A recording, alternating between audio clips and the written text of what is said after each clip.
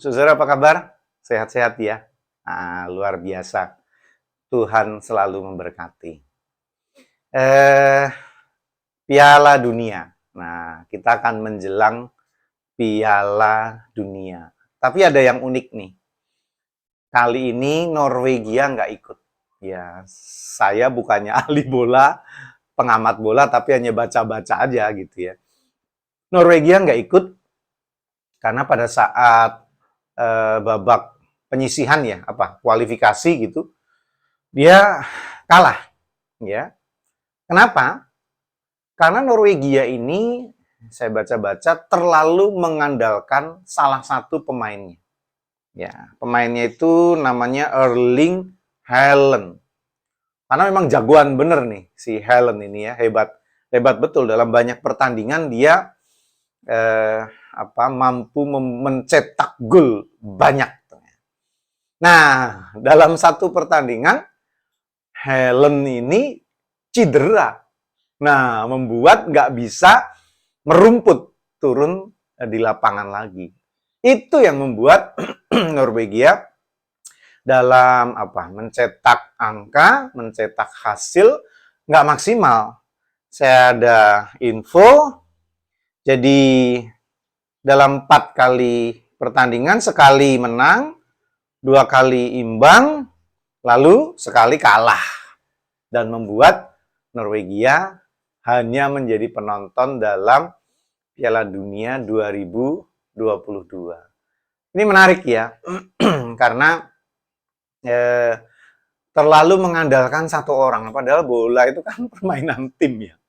Ya, permainan tim. Nah, memang selalu ada bintang lapangan itu memang ya benar juga gitu. Tapi terlalu mengandalkan satu orang, waduh itu juga bahaya sekali ya. Itu bahaya sekali. Nah, kita bisa belajar dari Raja Daud ya, saudara. Raja Daud ini kan kisah suksesnya itu karena dia tidak mengandalkan pertama-tama dirinya sendiri. Ya kan? Itu yang paling utama. Dia sama sekali tidak sombong dengan keadaan fisiknya. Ini yang paling utama nih kan. Karena clear Daud ini masih muda, tubuhnya juga tidak digambarkan seperti Goliat yang wah gede gitu ya. Enggak, tidak pernah ada narasi, cerita, kisah yang mencatat betapa gagahnya Daud. Enggak kayak Raja Saul. Coba saudara baca proses pemilihan Saul sebelum jadi raja. Kenapa? Dia jago perang. Dia orang yang hebat di medan peperangan. Dia jago strategi. Dia seorang yang ahli memainkan senjata, pedang, tombak, lembing dan lain sebagainya. Tidak dengan Daud. Yang kedua, Daud tidak mengandalkan keluarganya juga. Enggak. Karena jelas ada batasannya kan? Ya kan? Jelas ada kekurangannya. Dia punya sahabat Yonatan, kita tahu ya, anaknya Saul gitu ya.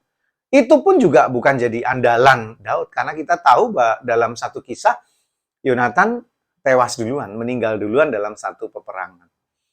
Dan Daud juga tidak mengandalkan pasukannya. Ya, tidak mengandalkan pasukannya yang mulai banyak yang dia himpun dari suku-suku yang ada yang bisa saja dijadikan alasan bagi dia untuk bersombong diri. Lihat pasukanku, begitu hebat. Tapi tidak, saudara. Dia mengandalkan Tuhan. Nah, ini kan yang menarik di situ ya. Dia mengandalkan Tuhan. Salah satu ungkapannya misalkan dalam Mazmur 29 ayat 1. Sebagian bunyi ayatnya demikian. Kepada Tuhan sajalah kemuliaan dan kekuatan. Mazmur 29 ayat 1. Itu ungkapan Daud yang sangat terkenal. Jadi kisah sukses Daud itu adalah kisah taatnya seorang manusia kepada Tuhan. Jadi kisah sukses Daud itu kisah spiritual, kisah iman. Kisah orang percaya kepada Tuhan. Bukan kisah orang yang jago berperang, jago strategi, jago membuat senjata, jago mempertahankan diri, jago menyerang, mengadu strategi, bukan. Jago beriman, makin dekat Tuhan, makin percaya Tuhan, maka makin hebatlah dia karena pertolongan Tuhan. Nah, ini memang bukan perkara mudah ya. Ini bukan perkara mudah. Karena seringkali kita setidaknya ya percaya Tuhan ya, tapi mempercayai kekuatan sendiri juga iya. Jadi kayak apa ya? Ragu-ragu. Nah, kuncinya seringkali di situ. Ya, aku percaya Tuhan, tapi aku juga percaya dengan pikiranku dan seterusnya gitu ya. Nah, akhirnya kita nggak total dengan kehendak Tuhan, kemauan Tuhan, tapi akhirnya kita seringkali mengalami yang namanya sinkritisme ya. Sinkritisme. Mencampur adukkan kuasa lain dengan kuasa Tuhan. Nah, di situ dosanya jadi double ya. Dosanya jadi double karena pakai cara sendiri atau mungkin pakai cara entah dari cara mana ya. Idenya siapa, tapi juga separuh pakai caranya Tuhan. Nah, seringkali di situ terjadi bentrokan ya, terjadi clash, terjadi kontradiktif ya antara kehendak Tuhan dan kehendak manusia, antara kehendak roh dengan kehendak daging. Nah, akhirnya stres sendiri kan gitu. Kita stres sendiri. Nah, memang ini perlu keputusan yang tegas, penuh dengan keberanian. Kita pakai cara Tuhan. Titik. Hanya itu saja, maka kita akan selamat di dunia, tentu selamat di surga. Mari kita merenungkannya bersama saya, Pendeta Yudi, dalam Renungan Mas. Esok masih ada solusi.